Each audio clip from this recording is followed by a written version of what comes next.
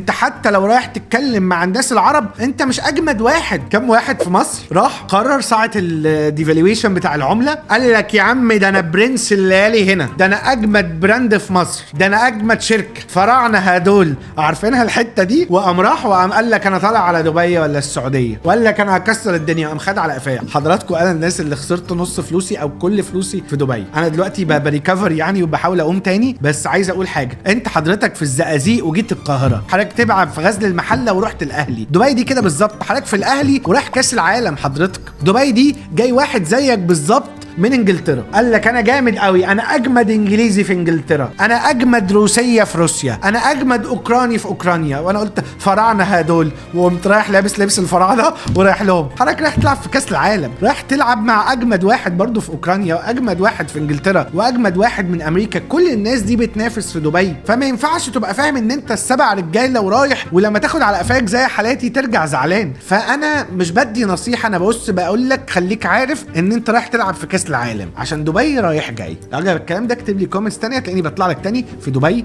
والسعوديه والامارات وكل حته، وهترجم الحلقات بالفرنساوي وهنزلها واطلع لك في فرنسا والمغرب وكل الناس اللي بتتكلم فرنساوي والجزائر. سلام عليكم.